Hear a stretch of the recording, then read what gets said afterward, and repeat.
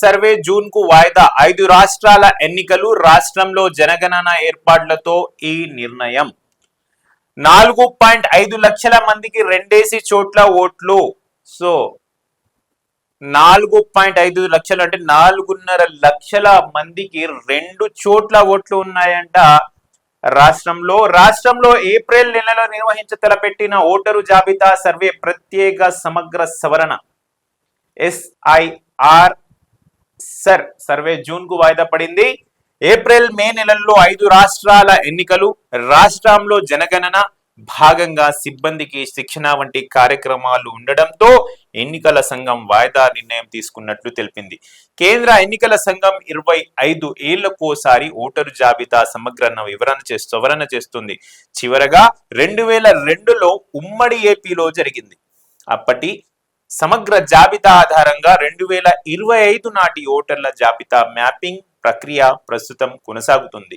దేశవ్యాప్తంగా 3 దశల్లో సర్వే నిర్వహించాలని కేంద్ర ఎన్నికల సంఘం నిర్ణయించింది.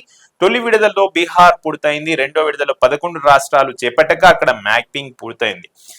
పూర్తి కావడం వచ్చింది. మూడో దశలో తెలంగాణతో పాటు మిగతా రాష్ట్రాల్లో చేపట్టేందుకు మ్యాపింగ్ ప్రక్రియ ప్రారంభమైంది. ఇప్పటి వరకు దాదాపు 80% పైగా పూర్తయింది. గ్రామీణ ప్రాంతాల్లో 100% జరిగింది. మ్యాపింగ్ చేసి పెట్టుకున్న ఓటర్ల వివరాలను సర్వేలో BLOలు ఇంటింటికి వెళ్లి పరిశీలిస్తారు. ఏప్రిల్ నెలలో సర్వే ప్రారంభించాలని తొలుత కేంద్ర ఎన్నికల సంఘం భావించి కార్యాచరణ సిద్ధం చేసింది. అయితే రాష్ట్రంలో జనగణన కుటుంబాల లెక్కింపు ప్రక్రియ వచ్చే నెలలో జరగాల్సి ఉండడం, ఏప్రిల్ మే నెలలో 5 రాష్ట్రాల ఎన్నికల నేపథ్యంలో రాష్ట్రంలో సర్వే వాయిదా పడింది.